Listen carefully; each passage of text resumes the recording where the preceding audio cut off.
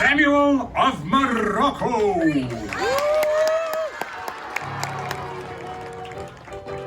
And now, good gentles all, please welcome those loquacious lovers of legends and lore. Those versatile viscounts of voluminous verbosity as they portray a panoply of personalities under this preeminent proscenium. Please welcome Mr. Smythe and Mr. Jones. Hello, everyone!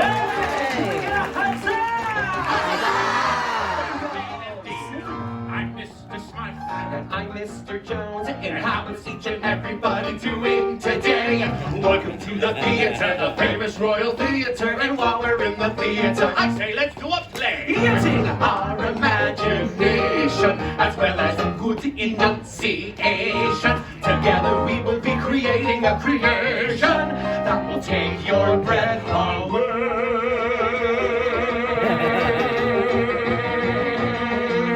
For all the world is a stage, my friend. Attend and hark if you've an ear to lend. We're gonna tell a tale with once upon a time at the start, and there's a happily ever after at the end. I say, Mr. Smythe. Yes, Mr. Jones. What story shall we players play today? Today we shall render upon these boards an adventure that is most hair-raising. Everyone laugh. Well said, Mr. Smythe. For today we will tell the timeless tale of Tangled! It's a very special tale of a very special girl. She's full of hopes and dreams, a little something like you. And if she puts some work into it, makes her mind up to pursue it, she can make her wish come true. It may be awfully hard to do, but with imagination, some courage and determination, if she can conquer all her fears and trepidation, well then she just might make it through. For all the world is a stage, my friend. Attend and hark if you've an ear to lend. And here's one thing on which you can depend. We're gonna make a little magic if you all do your part. We will create a little chronicle of courage and heart. We're gonna tell a tale with once upon a time at the start, and there's a happily ever after at the end. Happily ever after at the end. Thank you, my friends, and welcome to the Royal Theatre Dancing Bears. Only two! No! Just one! No, there are no dancing bears. Presenting Goldilocks and no dancing bears! Hey, maybe they can be the dancing bears. There's a mama and a papa and I'll be the baby. No, there's no dancing bears, no Goldilocks. But you said a young lady with golden locks. Yes, Rapunzel. Rapunzel doesn't have any dancing bears. She's our first guest. The first guest? Yes. Who's on second? That is the question. I can hardly wait! My good friends, please help us welcome our first royal guest, the one The only! and only Rapunzel! Princess Rapunzel, we are honored to be in your presence today. We're most delighted you've accepted our invitation to join us in a live performance of your story. It's my pleasure. After all, who better to help tell the story of Rapunzel than Rapunzel? This is going to be such an adventure. Now remember, we are here to assist you any way we can. Should you wish to know where to stand, we shall show you. Should you want to know what to say, we will tell you. Should you wish to recognize one of us for most outstanding performance by a player in a leading role, drama or comedy, we shall kneel before you in humble gratitude. I'm sure you'll both be wonderful. Very well then. Are you ready? Yes. Then let the play begin. Once upon a time, there was a radiant young lady named Rapunzel. Who lived at the top of a tall tower. From the time I was just a baby, my mother never allowed me to go outside. Each day as Rapunzel gazed out her tower window, she wondered when would her life begin. My dream was to see the floating lanterns that appeared in the night sky every year on my birthday. But today, just like every other day, Rapunzel's daydreams are interrupted by the sound of a familiar voice. Rapunzel, Mother Gothel? let down your hair. Oh, let me undo that for you. Wait a minute. You have no idea how long it takes to braid this. But of course. Stunt hair, please. Ooh, what's that? That is a theatrical representation of your hair. Oh, I love the theater. Rapunzel, I'm waiting. Coming, Mother. Obediently, Rapunzel lowered her hair so that Mother Gothel could easily ascend the steep tower wall.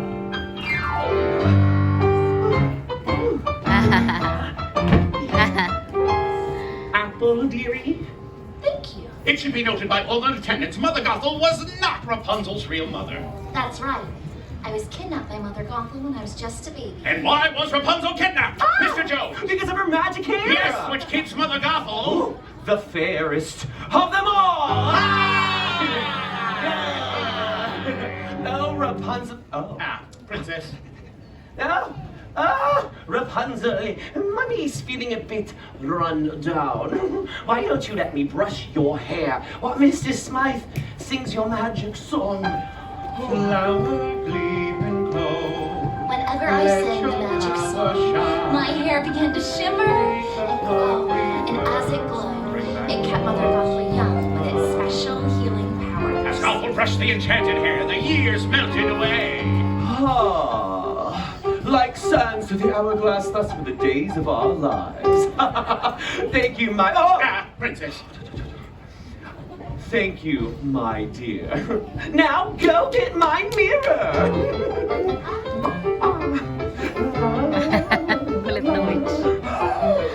Do you know what I see? I see a strong, confident, beautiful young lady. Oh, look. You're here too. Realizing this might be her final opportunity, Rapunzel summoned up the courage to ask. Mother, I was wondering, well, since it's my birthday tomorrow, would you please take me to see the floating lanterns? It's my only birthday wish. Absolutely not, Rapunzel. Oh, sorry. Fifth annual, flower, gleam, and glow. Let your power shine. Make the clock reverse, swing back. The once was mine. Ta-da! I told you the world is a dangerous place filled with ruffians and thugs. That's why I keep you locked in this beautiful town. Oh, sorry. Seriously? I didn't. Sam! Flower, gleam, glow. Let your power shine. Make the clock reverse, where was mine? Ta-da!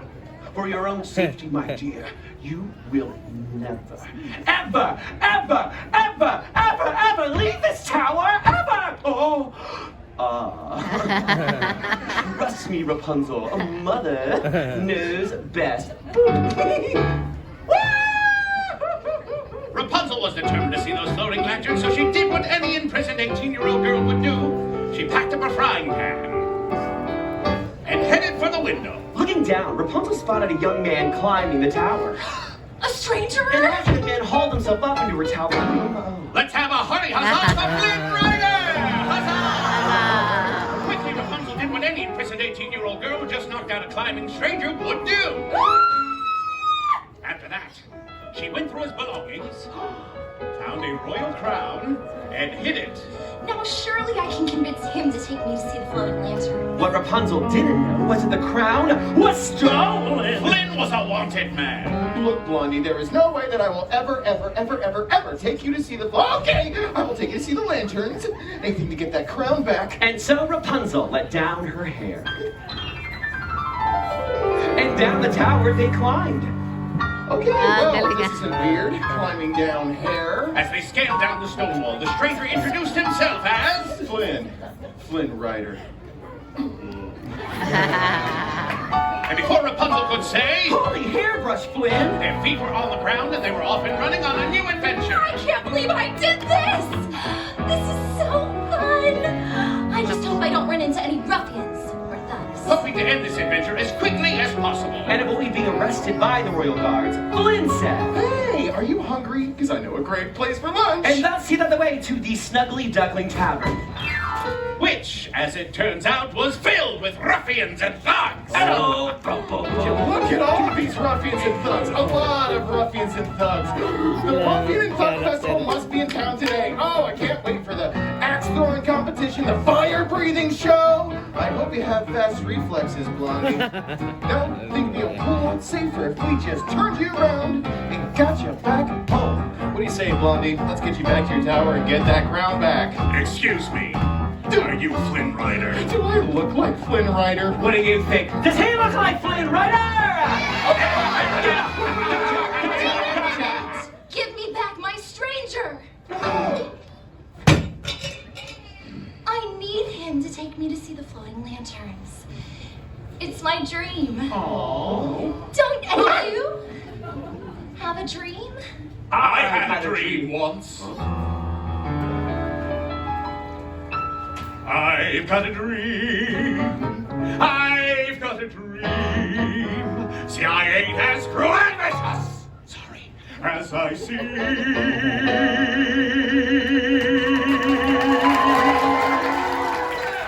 There's more.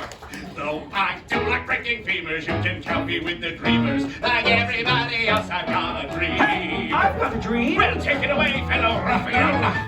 I've got scars and lumps and bruises, plus something here that oozes, and let's not even mention my complexion. But despite my extra toes and my goiter and me nose, I really want to make a love connection.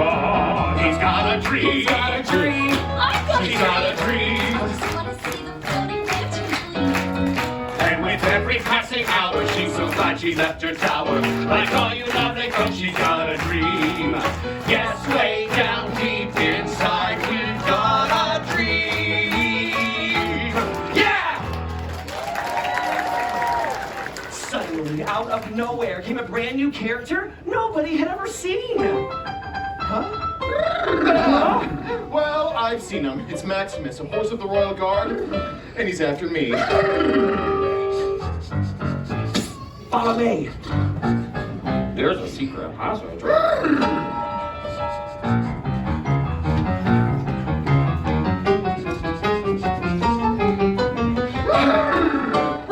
They ran from Maximus through a twisting, turning cave. Until at last we broke out into sunlight, only to realize... Look out! We were standing at the edge of a precipitous cliff. A towering reservoir on one side. A deep chasm on the other! Thinking quickly, Rapunzel tossed her hair across the chasm, which latched onto a wooden beam. Flynn, follow me! But it was too late. Flynn was trapped and Maximus was on him. Sword drawn. Seriously?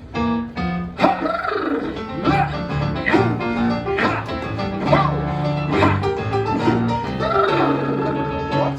Sorry, I'm a little hoarse. Suddenly, with a swift parry and thrust, Maximus knocked the frying pan out of Flynn's head. That's not good! Flynn, catch! Got it! Thus, Flynn was able to follow Rapunzel to safety, giving it a huzzah! However, their victory was short-lived, for Maximus kicked his hooves against the reservoir. Hoof chop! Releasing a flood of water. Flynn and Rapunzel found themselves trapped in a cave, too dark to find their way out, with the water level rising. I never should have left the tower. This is all my fault, Flynn. Eugene. What? My real name is Eugene Vince Herbert. So you might as well know. Well, I've got magic hair that glows when I sing. What? I've got magic hair that glows when I sing.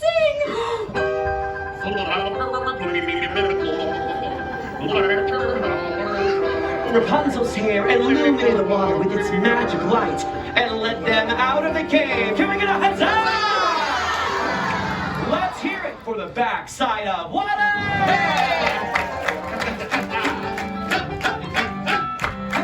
Hey!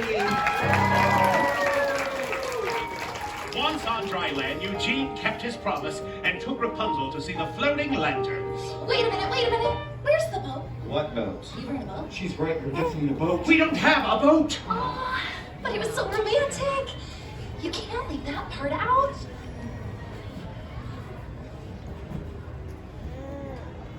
Huh? What is that?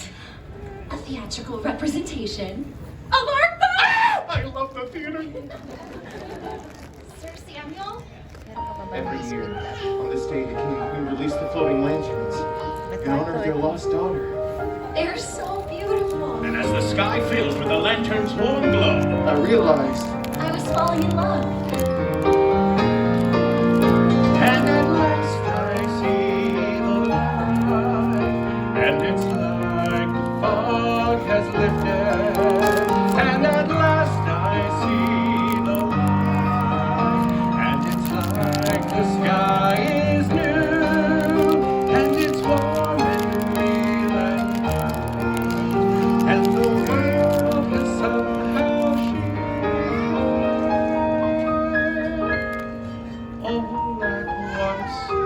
everything is different now that I see you. Now Sabi nga ng ponytail, oh. Yun nga sabi ko kay Kylie, gano'n na lang bilhin. Yay!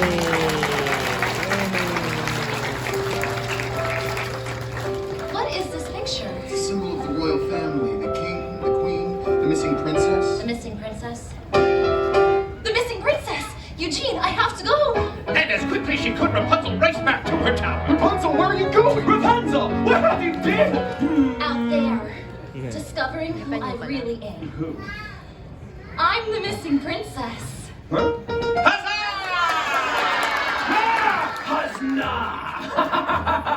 Huzzah! Well, bravo, you figured it out. But you and your magic hair aren't going anywhere, huh? You're staying right here, keeping me the fairest of them all. Eugene! I discovered who you really are. And Eugene fell to the floor. He's dying! Well, that's the circle of life, my dear. Now, come on! Where are we going? Well, no one will find you again! We can't let him die! We can't let him live and expose all secrets! Please, Ah! please, let me heal him, and I'll go away with you forever. I promise. Knowing that Rapunzel never broke a promise, Mother Gothel agreed to allow her this final act of kindness. I can't let you do this. I can't let you die. If you do this, you will die. And so, with his last bit of strength, Eugene grabbed Gothel's knife and cut Rapunzel's hair. No! Come back here! The script says give me the hair! My golden hair suddenly lost its magic. Causing Mother Gothel to wither into a shrieking old hag. No!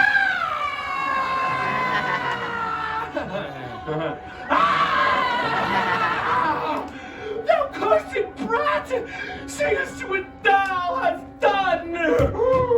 For I melt! I melt! 'Tis not a bit of fun. I'll get you, my pretty, and your little chameleon.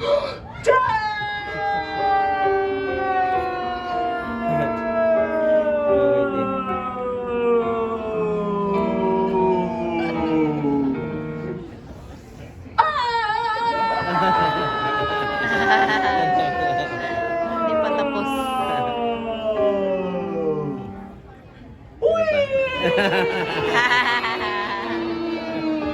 Don't talk about God, oh no,